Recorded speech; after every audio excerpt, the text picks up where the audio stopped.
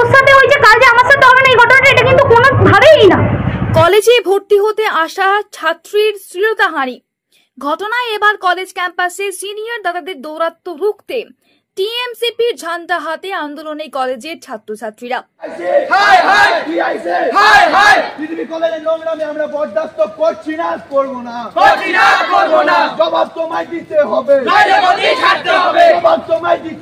অভিযোগ, শনিবার রানীগঞ্জের ত্রিবেণী দেবী ভ্যালোটিয়া কলেজে কমার্স বিভাগের প্রথম বর্ষে ভর্তি হতে আসে এক ছাত্রী।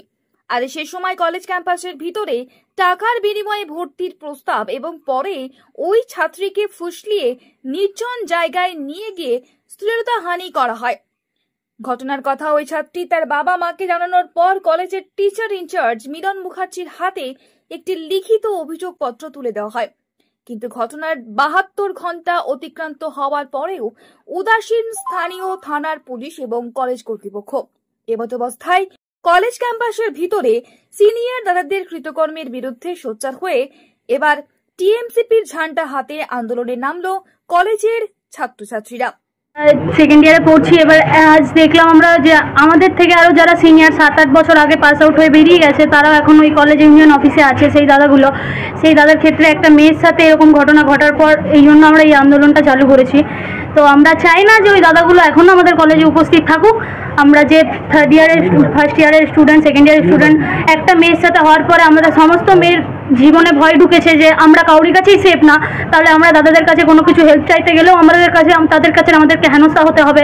সেই কারণেই আমাদের এই দাবি আন্দোলন যে টিআইসিপি কিছু একটা এটার বিচার দেখ। এটাই যে ওই দাদারা এতদিন পাস আউট করার পরও আমাদের কলেজে যাতে না থাকে বা কিছু, এই যে দাদাগুলো আছে সেই দাদাগুলো নিয়েই আমরা কাজ করব।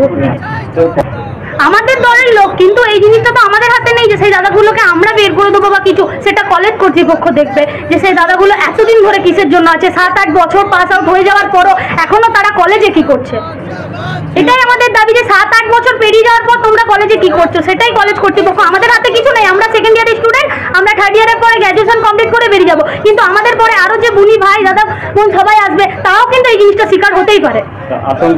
আতঙ্ক আছে, অবভিয়াসলি আতঙ্ক আছে। আজ এটা হলো, এর সাথে 5 জন আরো জড়িয়ে আছে। এই কেউ শ্যামপুরিয়াকে সাপোর্ট করছে, কেউ বলছে না এটা করেনি। এই জিনিসটা কেন করছে? সবাই রুখে দাঁড়াক, সবাই বলুক যে হ্যাঁ যেটা করেছে সেটা ভুল, অবভিয়াসলি সেটা ভুল। এটা কখনো, আজ যদি এই জিনিসটা অনেকে দেখলাম মাঠে ঘাটে ঘুরে বেড়াচ্ছে, তাদের ওই মেয়েগুলোকে ডাকলাম যে চল আমরা যাবো, ওরা বলছে না আমরা বাড়ি যাবো।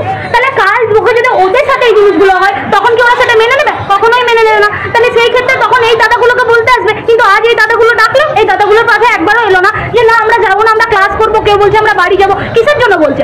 আজ ওর সাথে হয়েছে, কাল যে আমার সাথে হবে না এই ঘটনাটা, এটা কিন্তু কোনোভাবেই না। আমার সাথে যে হবে না এটা কোনোভাবেই না। দীপালি মণ্ডল।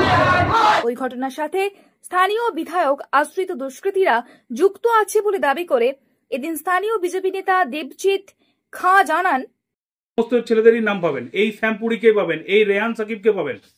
এরা কারা? এরা কলেজের জিবি প্রেসিডেন্ট মাননীয় বিধায়ক তাপস ব্যানার্জির ছেলে মেয়ে। এরা কোথা থেকে এসেছে? আজকে বিধায়ক বলছেন উনি কিছুই জানেন না। তাহলে উনি জিবি প্রেসিডেন্ট, উনি জানেন না? হয় নাকি এটা? ওনাদের নেতৃত্বেই হচ্ছে, ওনাদের আজকে এই ঘটনাটা যখন প্রকাশ্যে চলে এসছে তখন ওনারা গা ঝাড়ার চেষ্টা করছেন, আর তাই এই সমস্ত নাটক চলছে।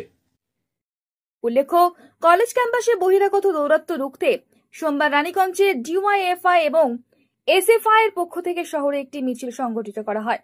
Bureau report, the e paper digital.